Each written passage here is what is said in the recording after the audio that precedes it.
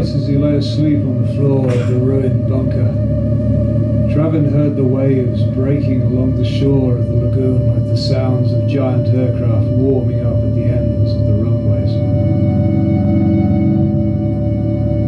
This memory of the great night raids against the Japanese mainland had filled his first months on the island with images of burning bombers falling through the air around him.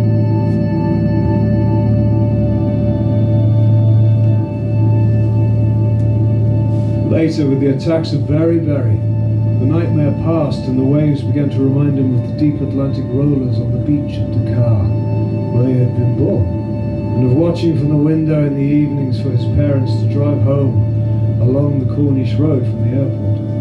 Overcome by this long-forgotten memory, he woke uncertainly from the bed of old magazines in which he slept and went out to the dunes and screened the lagoon. Through the cold night air, he could see the abandoned superfortresses lying among the palms beyond the perimeter of the emergency landing field 300 yards away.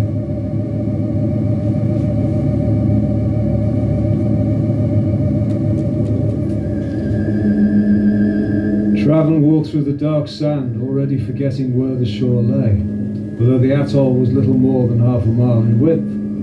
Above him, along the crests of the dunes, the tall palms leaned into the dim air like the symbols of a cryptic alphabet. The landscape of the island was covered by strange ciphers.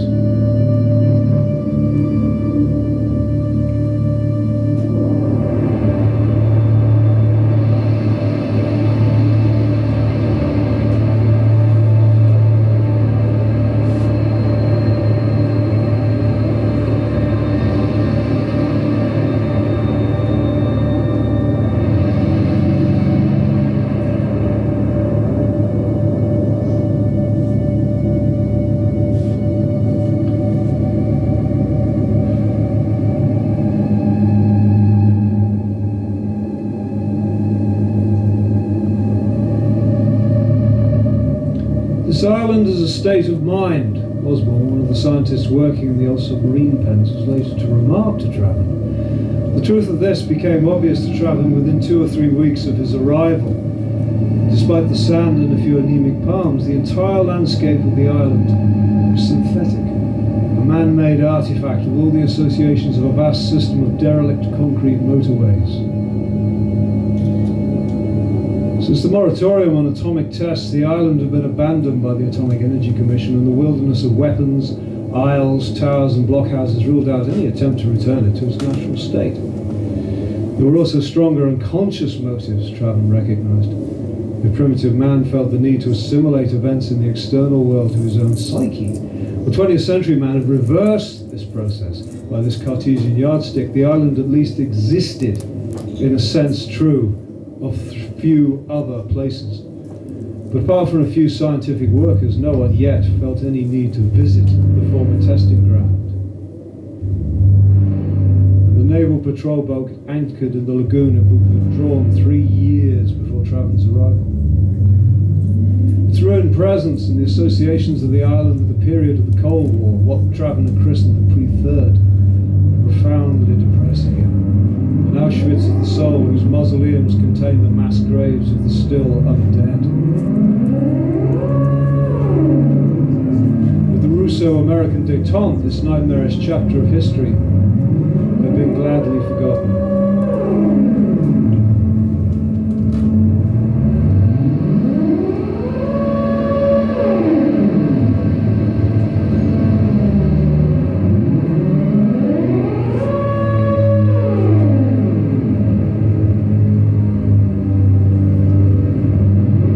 The actual and potential destructiveness of the atomic bomb plays straight into the hands of the unconscious. The most cursory study of the dream life and fantasies of the insane shows that ideas of world destruction are latent in the unconscious mind. Nagasaki, destroyed by the magic of science, is the nearest man has yet approached the realization of dreams that even during the safe immobility of sleep are accustomed to develop into nightmares of anxiety.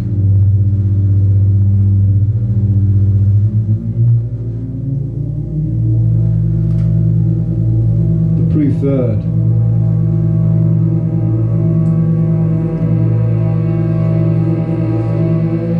This period period was characterized in Travan's mind above all by its moral and psychological inversions, by its sense of the whole of history, and in particular of the immediate future. The 2 decades, 1945 to 65, suspended from the quivering volcano lip of World War III.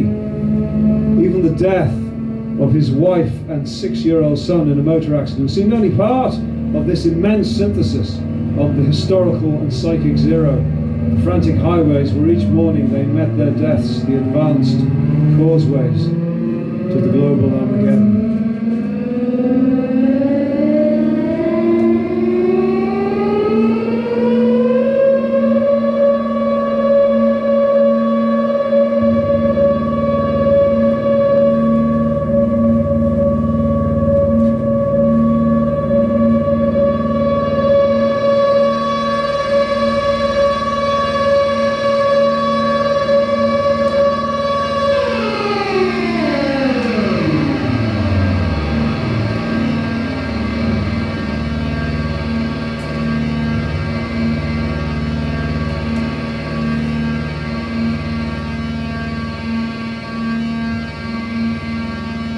He had come ashore at midnight after a hazardous search for an opening in the reef.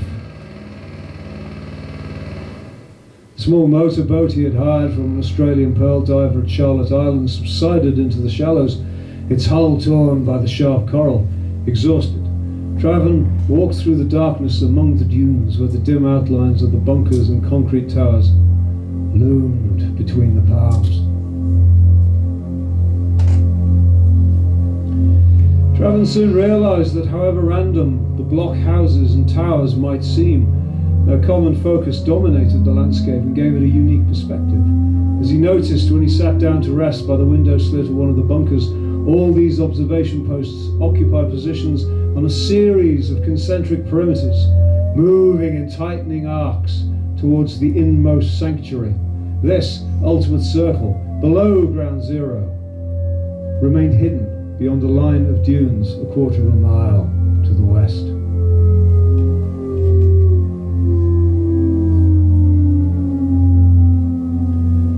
After postponing his search for the night, he set off again in earnest the next morning. As he moved past the towers and blockhouses, the heat lay over the island in an unbroken mantle. He had entered a zone devoid of time.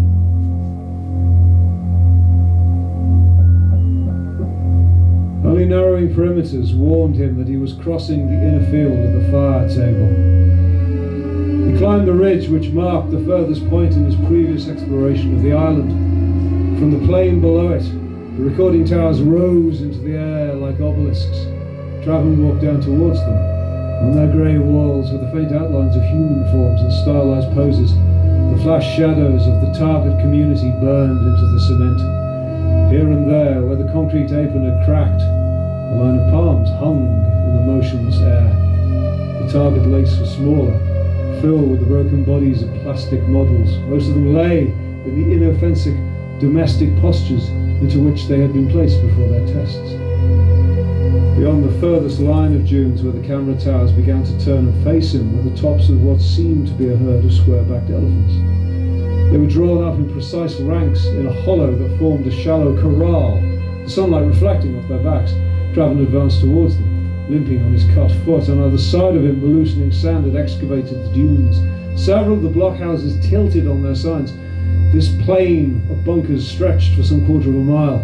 The half-submerged hulks bombed out onto the surface in some earlier test, like the abandoned wombs that had given birth to this herd of megaliths.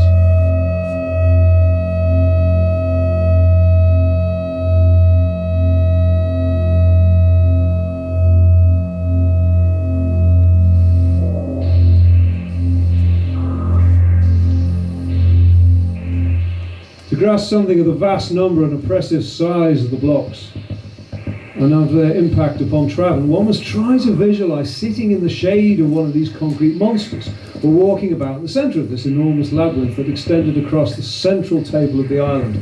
There were 2,000 of them, each a perfect cube 15 feet in height, regularly spaced at 10-yard intervals. These were arranged in a series of tracts, each composed of 200 blocks, inclined to one another and to the direction of the blast. They had weathered only slightly in the years since they were first built, and their gaunt profiles were like the cutting face of a gigantic die plate, devised to stamp out rectilinear volumes of air the size of a house. 3 of the sides were smooth and unbroken, but the 4th, facing away from the blast, contained a narrow, impenetrable door. It was this feature of the blocks that Traven found particularly disturbing. Despite the considerable number of doors, by some freak of perspective, only those in a single aisle were visible at any point within the maze. As he walked from the perimeter line into the center of the massive, line upon line of the small metal doors appeared and receded. Approximately 20 of the blocks, those immediately below ground zero, were solid. The walls of the remainder were of varying thicknesses. On the outside they appeared to be of uniform solidity. One development he did not expect. With dusk and the need to leave the blocks and find food, he realized that he had lost himself. Wherever he retraced his steps, stuck out left or right on an oblique course, orientated himself around the sun and pressed on resolutely north or south, he found himself back again at his starting point. Only when darkness came did he manage to make his escape.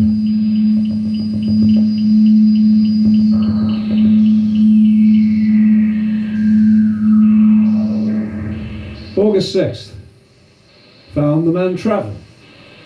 A strange derelict figure hiding in a bunker in the deserted interior of the island. He is suffering from severe exposure and malnutrition,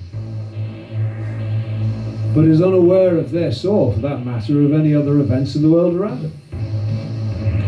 He maintains that he came to the island to carry out some scientific project, unstated. But I suspect that he understands his real motives and the unique role of the island. In some way, its landscape seems to be involved with certain unconscious notions of time, and in particular with those that may be a repressed premonition of our own deaths. The attractions and dangers of such an architecture, as the past has shown, needs no stressing. August 6th. He has the eyes of the possessed. I would guess that he is neither the first nor the last to visit this island.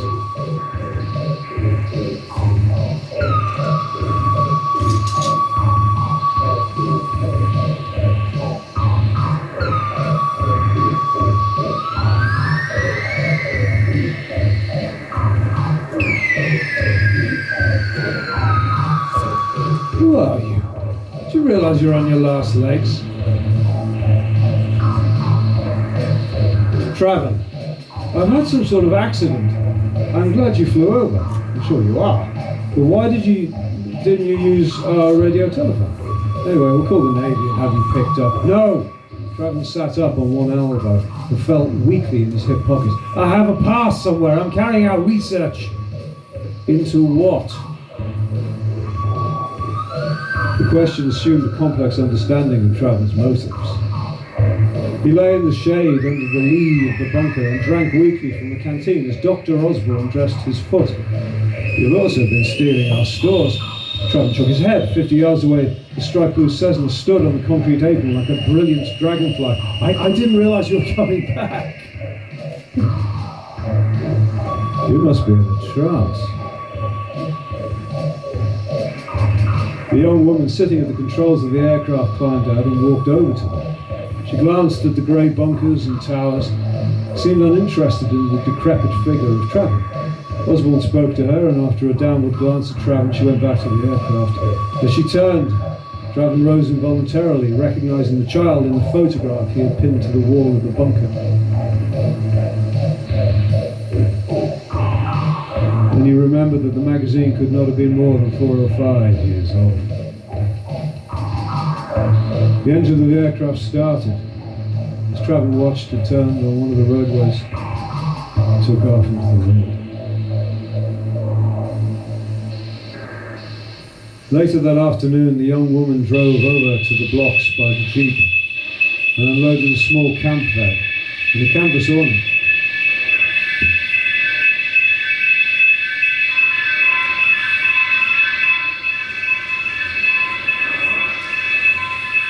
During the intervening hours, Traven had slept. He awoke refreshed when Osborne returned from his scrutiny of the surrounding dunes. "What are you doing here?" the young woman asked as she secured the guy ropes to the roof of the bunker. Traven watched her move about. "I'm searching for my wife and son." "They're on this island?" Surprised, but taking the reply at face value as she looked around her. "Here." In a manner of speaking.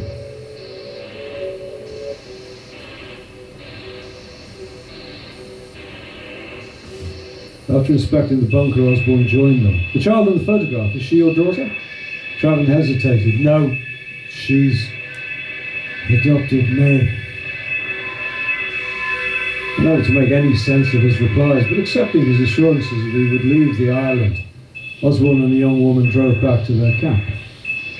Each day Osborne returned to change the dressing, driven by the young woman, who seemed now to grasp the role cast for her by Traven. Osborne, when he learned of Traven's previous career as a military pilot, appeared to suspect that he might be a latter-day martyr left high and dry by the moratorium of thermonuclear tests.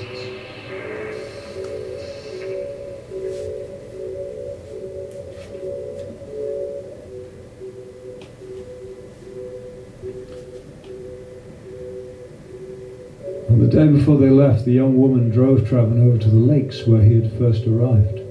As a final present and an ironic gesture, they wandered among the supine wrecks of the super fortresses.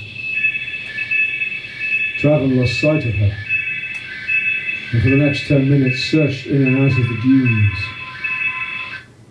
He found her standing in a small amphitheatre, formed by the sloping mirrors of a solar energy device built by one of the visiting expeditions. She smiled to Traven as he stepped through the scaffolding.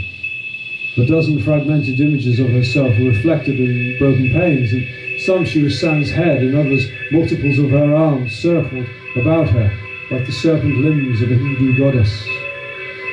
Confused, Traven turned and walked back to the jeep.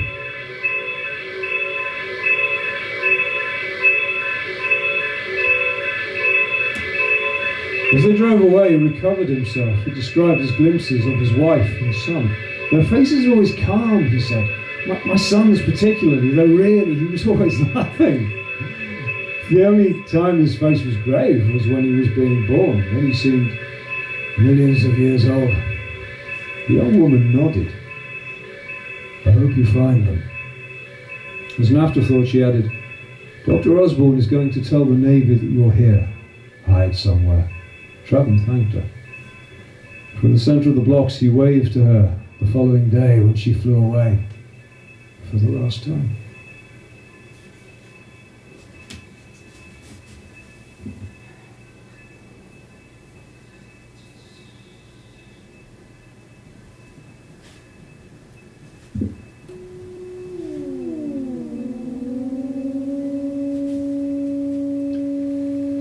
This time he found himself, as Osborne had predicted, unable to leave the blocks.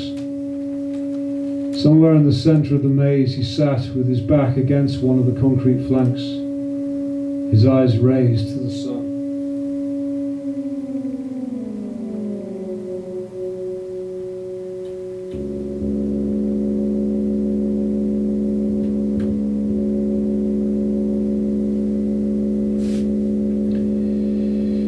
Around him the lines of cubes formed the horizon of his world. At times they would appear to advance towards him, looming over him like cliffs, the intervals between them narrowing, so they were little more than an arm's length apart, a labyrinth of corridors running between them. They would then recede from him, separating from each other like points in an expanding universe, until the nearest line formed an intermittent palisade along the horizon.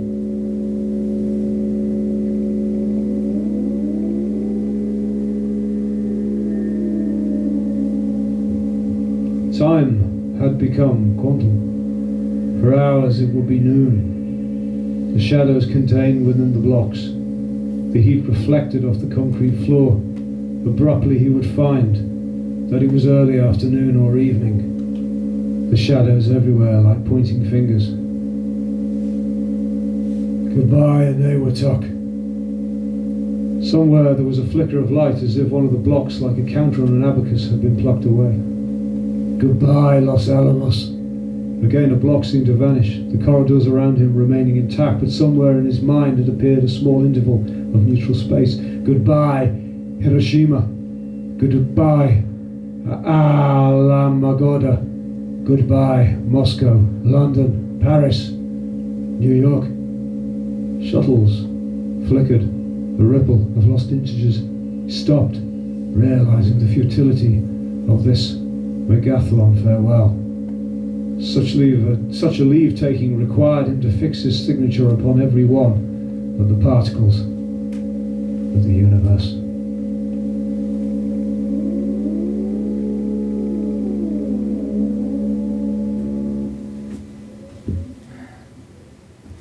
And that is all I have time for. Thank you very much.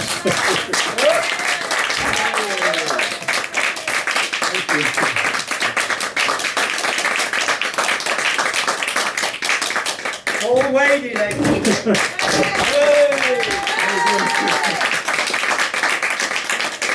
album is of course available from Linear Obsessional. If you want the voiceover, you'll have to buy the book. Yes, and read it yourself. Because the album is instrumental. Yes.